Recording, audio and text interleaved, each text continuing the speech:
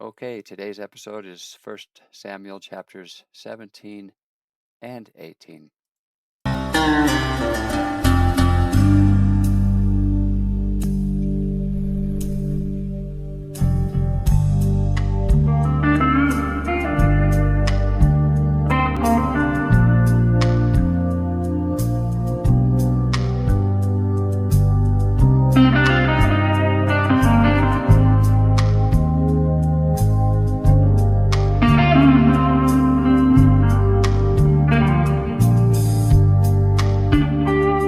What can we learn from one of the most famous stories in Scripture? Today we're going to be in First Samuel chapters 17 and 18, the story of David and Goliath. And what is it we can learn about ourselves from a king whose kingdom has been prophetically told it will come to an end, it will not endure, and to a young boy who serves that king who's been set apart secretly to be his replacement. First verse says, Now the Philistines gathered together their armies to battle, and were gathered together at Soku, which belongeth to Judah or Yehudah, and pitched between Soku and Azekah in Ephes Damim. So here we are still dealing with the Philistines.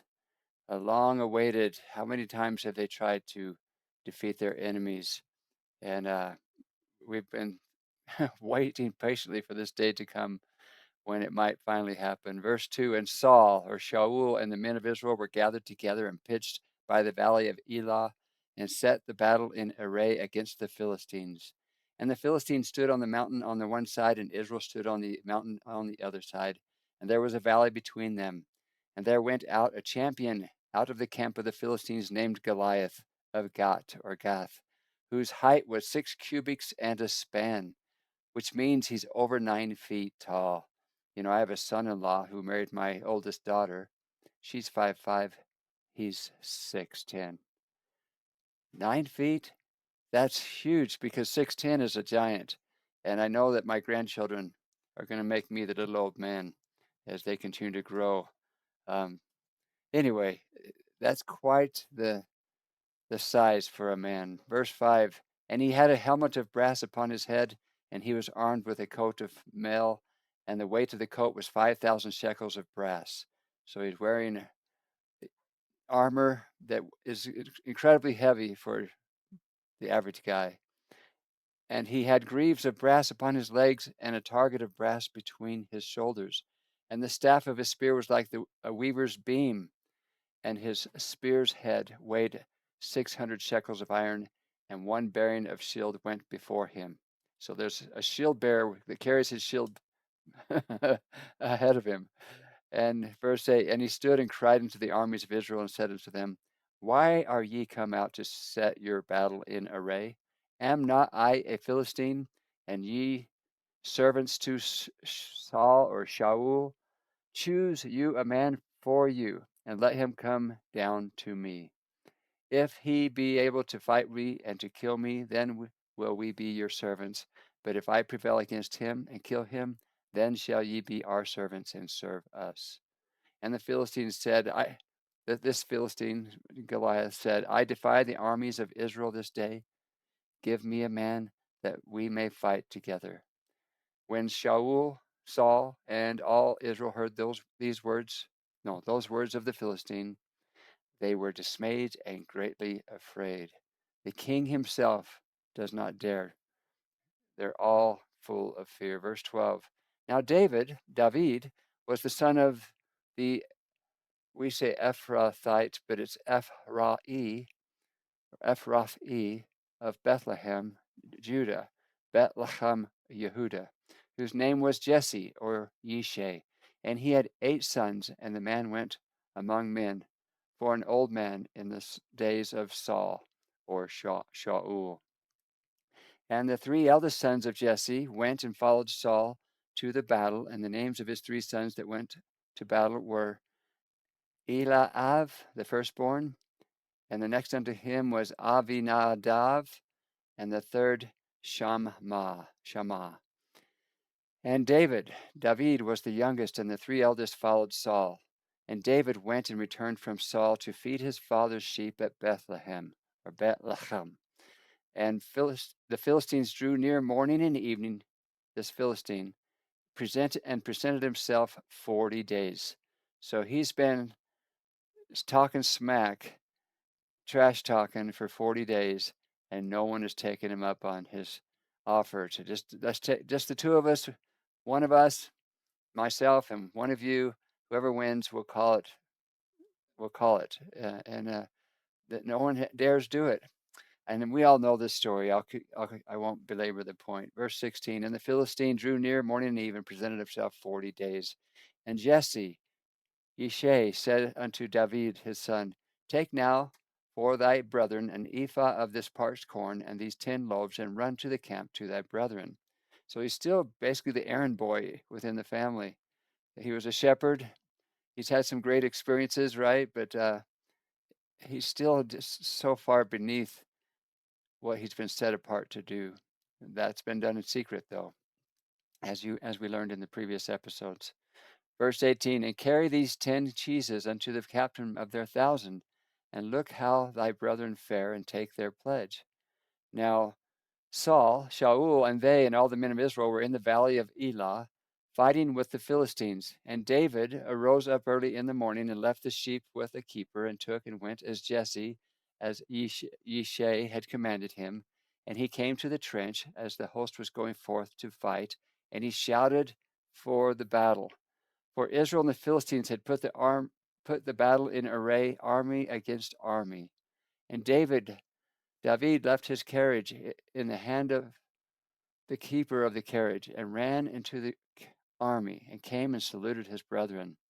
And as he talked with them, behold, there came up the champion of the Philistine, of Gath, Goliath by name, out of the armies of the Philistines, and spake according to the same words. And David heard them.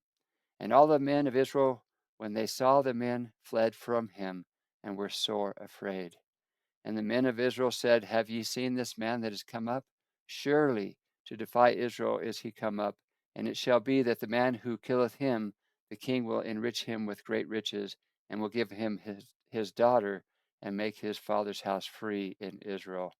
And David spake to the man that stood by him, saying, What shall be done to the man that killeth the Philistine, and taketh away the reproach from Israel?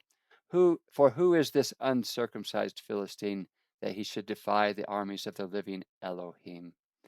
And whenever they talk about the uncircumcised, remember, circumcision is a token of the covenant they have with the true and living God that sets them apart from the rest of the nations. So anyone uncircumcised is outside of the covenant. And in this case, the Philistines are their declared enemy. So he's saying this in a very derogative way. And I think we understand that. Verse 27. And the people answered him after this manner, saying, So shall it be done to the man that killeth him. And Eliab, his eldest brother, heard what he spake unto the men, and Eliab's anger was kindled against David. And he said, Why comest thou down hither? And with whom hast thou left those few sheep in the wilderness? I know thy pride, and the naughtiness of thine heart, for thou art come down that thou mightest see the battle. So David has a reputation, and his brother doesn't recognize the true potential within his older brother doesn't recognize the true potential of his younger brother David. It's interesting. Do we do that to each other in our families? Do we see what David sees? He sees someone desecrating the armies of the living God and defying and mocking them. He's kindled perhaps in a righteous anger. At least he understands what's going on here. He sees far beyond himself. And his older brother doesn't see what he sees, and then doesn't see the potential of his youngest brother. I hope we can do better than that. Verse 29. And David said, What have I now done? Is there not a cause? And he turned from him towards another, and spake after the same manner. And the people answered him again after the former manner. And when the words were heard which David spake, they rehearsed them before Saul, before Shaul, and he sent for him. So he's talking smack, but with faith and courage and principled, because he understands and trusts, not in himself, but in his God. Verse 32, and David said unto Shaul, let no man's heart fail because of him. Thy servant will go and fight with this Philistine. And Shaul said to David, thou art not able to go against this Philistine to fight with him, for thou art but a youth, and he a man of war from his youth. And here's a rendition of the shepherd boy David talking to the king as he's checking on his brothers, doing what his father had asked him to do. And David said unto Shaul, thy servant kept his father's sheep, and there was a lion and a bear, and took a lamb out of the flock. Notice how David is speaking third person and referring to himself in the third person as a servant to the king. 35, and I went out after him and smote him and delivered it out of his mouth. And when he arose against me, I caught him by his beard and smote him and slew him. Thy servant, referring to himself, slew both the lion and the bear, and this uncircumcised Philistine shall be as one of them, seeing he hath defied the armies of the living Elohim. And therein we see his motivation. He's defied and mocked the armies of the living God. Do we recognize when something sacred is being desecrated or mocked? David, his youthfulness is his strength and his weakness. He's not encumbered by the knowledge of adulthood, and sometimes we lose our confidence and our faith. May we always lose faith, not in God, but if we have to lose faith, may it be in our fellow men when they choose to do that which is not part of God's holiness code. I hope you understand where Papa John's coming from. I do these episodes for my children and my children's children, future posterity, my extended family today and friends today. I love the scriptures and I love the true and living God, just like David. Verse 37, David said, moreover, Yehovah. Do you see he invokes the name? He invokes the divine name. And we know that because the King James translators, even though they redacted it out, left a path for us to restore it with confidence. We know this originally said Yehovah because of the all capitals, the Lord, Lord. David said, moreover, Yehovah that delivered me out of the paw of the lion and out of the paw of the bear, he will deliver me out of the hand of this Philistine. And Shaul said unto David, go, and Yehovah be with thee. And Shaul armed David with his armor and put an helmet of brass upon his head. Also he armed him with a coat of mail. So he's got some chain mail. And David girded his sword upon his armor and essayed to go, for he had not proved it. And David said unto Shaul, I cannot go with these, for I have not proved them. And David put them off him. Oh my goodness. We love this story, don't we? And he took his staff in his hand, and he chose 5 smooth stones out of the brook, and put them in a shepherd's bag which he had, even in a scrip. And his sling was in his hand, and he drew near the Philistine. And the Philistine came on and drew near unto David, and the man that bare the shield went before him. And when the Philistine looked about and saw David, he disdained him, for he was but a youth, and ruddy, and of fair countenance. And the Philistine said unto David, am I a dog that thou comest to me with staves? And the Philistine cursed David. He cursed David by his Elohims. So he doesn't invoke the God of Israel. He curses David using his false gods, the lowercase g, Elohims, the gods of the Philistines. So this is in a sense, a battle of gods. Who's going to win? Well, it's obvious to us because we've heard the story so often. But we're talking about a real God versus false gods. Verse 44, and the Philistine said unto David, come to me, and I will give thee flesh give thy flesh unto the fowls of the air, and to the beasts of the field. Then said David said to the Philistine, thou comest to me with a sword and with a spear and with a shield. But I come to thee in the name of Jehovah of hosts. He invoked the name again. Boy, if one thing comes out of the Old Testament Papa John Notes Project episodes, is that we learn to recognize the name and know when it's proper to invoke the name.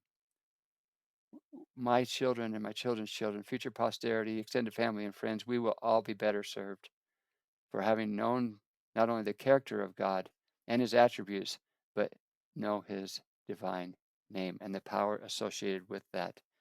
So I'll read this again. But I come to thee in the name of Jehovah of hosts, the God of armies, the Jehovah of the host of armies, and Elohim of the armies of Israel, whom thou hast defied.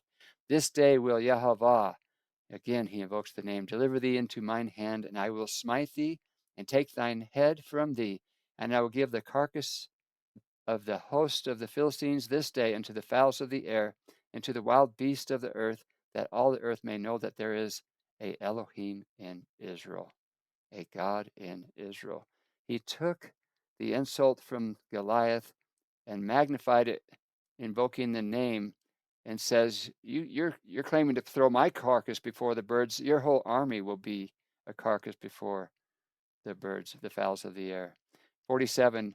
All this assembly shall know that Jehovah saveth not with sword and spear, for the battle is Jehovah's, and he will give you unto our hands. And it came to pass when the Philistine arose and came and drew nigh to meet David, that David hasted and ran towards the army to meet the Philistine. And here we see it. And David put his hand in his bag and took thence a stone and slang it, and smote the Philistine in his forehead, that the stone sunk into his forehead, and he fell upon his face. He fell upon his face to the earth. So David prevailed against the Philistine with a sling and with a stone, and smote the Philistine and slew him. But there was no sword in his hand, in the hand of David. Notice he picked up 5 stones. He only needed 1. But he didn't know that. But he trusted in his God, and God shows his mighty power. God had no choice. Here's a righteous young man, full of faith, invoking his name. God honors those who honor him and who understand. And now comes the part where he actually takes off the giant's head.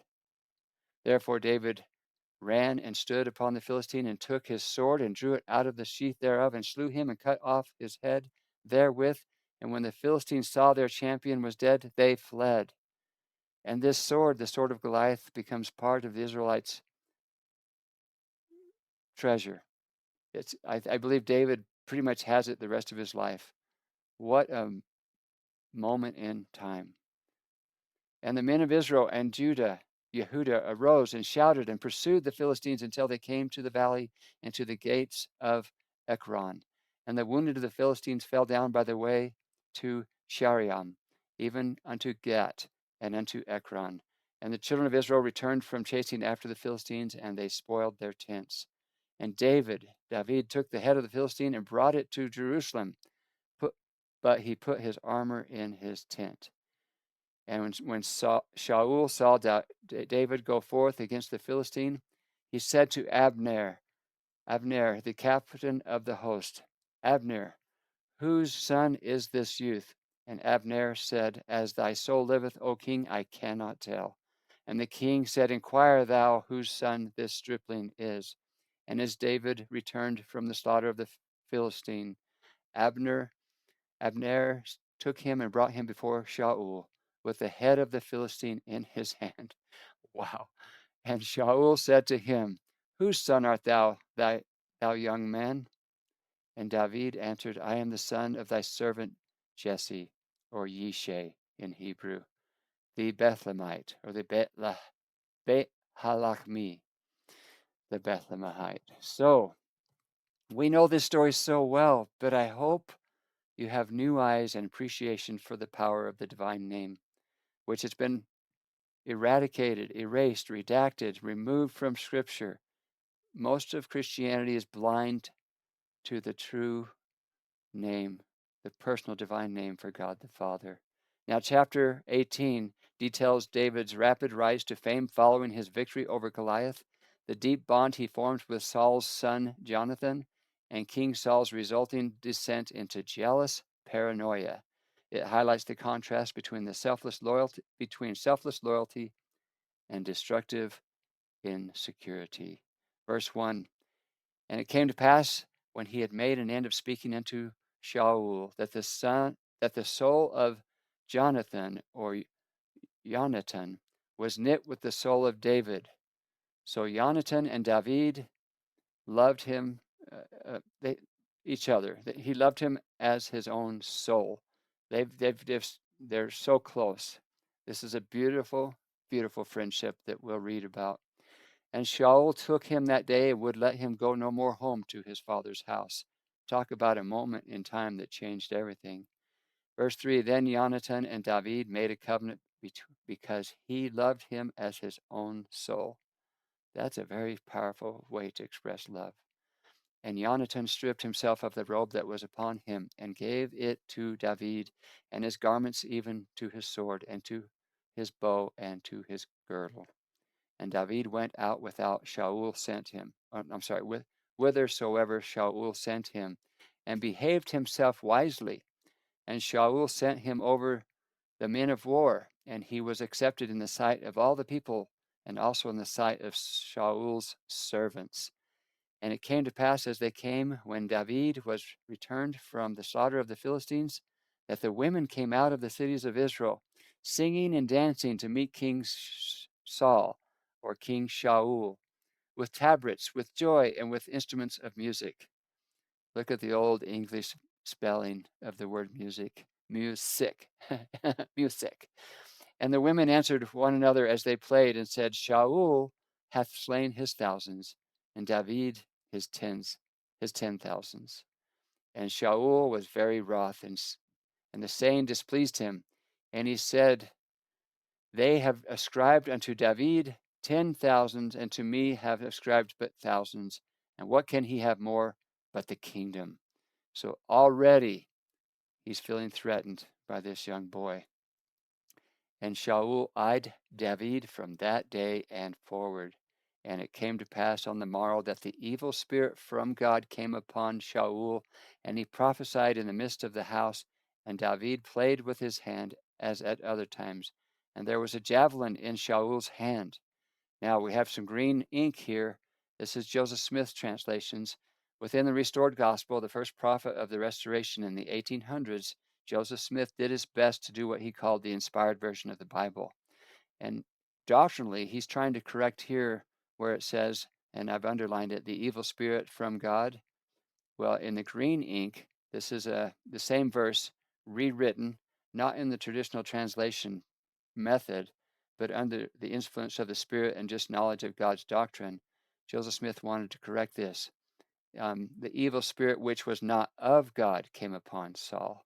And I understand his motivation, and whether or not it was written that way originally is up for debate, because this is a doctrinal correction more than a translation method of correction. And I'm okay with that. I'm open to reading the verse from all the different versions of the Bible. You'll see me do that quite often for just a more rounded understanding of the verse. And I always value the inspired version because it helps us understand that you're right. Evil spirits from God is probably not doctrinally sound, but it may have been written that way nonetheless. Now, verse 11, and Shaul cast the javelin. So here's David playing a harp in his presence in the throne room, and the king cast the javelin, for he said, I will smite David even to the wall with it. And David avoided out of his presence twice.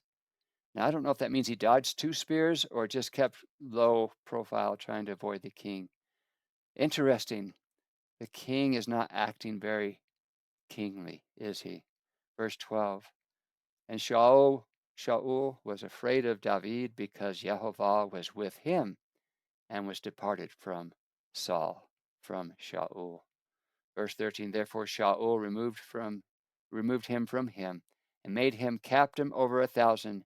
And he went out and came in before the people. And David behaved himself wisely in all his ways, and Jehovah was with him. Wherefore, when Shaul saw that he behaved himself very wisely, he was afraid of him even more. Have you ever experienced that? I've been in business meetings. I've walked down the street or through a crowded room and seen reactions that were not understood at the time, where people responded and reacted just to my presence. Not that I'm anything special, but I do walk with God. And I've felt the conflict of darkness in just passing through a crowd of dark people. I've felt the spirit within myself recognize the darkness that surrounds me. I think that's interesting. I'm so grateful that David in this story behaved himself wisely in all ways. And if we can do that as a family, as individuals, the Lord can honor us because we're honoring him. As if we're behaving wisely, we're probably living the holiness code to the best of our ability. Verse 15 or 16, but all Israel and Yehudah loved David because he went out and came in before them. And Shaul said to David, behold, my eldest daughter, Merab, and it's in Hebrew, Merav. Her will I give thee to wife, only be thou valiant for me and fight Jehovah's battles. I think David's already doing that, right? So what's going on here? For Shaul said, let not mine hand be upon him, but let the hand of the Philistines be upon him. So in Old English, this is hard to understand. That's describing the king's motivation, and it's not a good, righteous motivation, and it'll be clear in just a minute. Verse 18, and David said unto Shaul, who am I, and what is my life, or my father's family in Israel, that I should be son-in-law to the king? But it came to pass at the time when Rav, Shaul's daughter, should have been given to David, that she was given unto Adriel. And notice how Adriel has the capital L on the end, which when his parents named him, they wanted to put a little bit of the Elohim, a little bit of God's title within their child's name, Adriel. And who's Adriel? He's the Mechalathite, or the Mechalathite, to wife. So this oldest daughter of the king has married Adriel. And so verse 20 explains the next daughter for the king. And Michal's, Shaul's daughter, loved David. And they told Shaul, and the thing pleased him. So he finds out his next daughter has a crush on David, whereas it appears that his older daughter did not. And Shaul said, I will give him her, that she may be a snare to him, and that the hand of the Philistines may be against him. Wherefore Shaul said to David, thou shalt this day be my son-in-law in one of the twain. And Shaul commanded his servants, saying, commune with David secretly, and say, behold, the king hath delight in thee, and all his servants love thee. Now therefore be the king's son-in-law. And Shaul's servants spake these words in the ears of David. And David said, seemeth it to you a light thing to be a king's son-in-law, seeing that I am a poor man and lightly esteemed? So he's still resisting, because I'm just a commoner. I'm just a shepherd boy. Verse 24, and the servants of Shaul told him, saying, on this manner spake David. So they're reporting back to the king. And Shaul said, thus shall ye say to David, the king desireth not any dowry, but 100 foreskins of the Philistines to be avenged of the king's enemies. But Shaul thought to make David fall by the hand of the Philistines. And now we understand his motivation. He wants him dead, and he wants to put him into battle in hopes that he will die. Here's a footnote from Papa John to help explain this. In verse 21, we see that King Saul's desires to set up a snare using his own daughter, Michal, as the bait. Verse 25 states that the bait being offered to David is the giving of Michal to marriage, provided David is able to kill a certain amount of Philistines. The logic of that, of course, is the risk of combat with having to kill so many Philistines would mean the death of David, and therefore Saul would have nothing to eventually worry about David's he, the eventual worry about David's threat to his reign as king. However, King Saul's plan backfires. And now that the king has offered that he's not interested in a dowry, and I just want 100 foreskins of the Philistines, this blows Papa John's mind. And when his servants told David these words, it pleased David well to be the king's son-in-law. He was worried about the dowry. We got nothing to offer. But here's the part that blows my mind. And the days were not expired. Meaning, wherefore David arose and went, and he and his men, and slew of the Philistines 200 men. So it wasn't just David by himself. He was a leader of a certain number of men. And David brought their foreskins. Can you imagine? I'm so grateful that we don't have any artist renditions of what they brought. But they brought their foreskins, and they gave them in full tale to the king that he might be the king's son-in-law.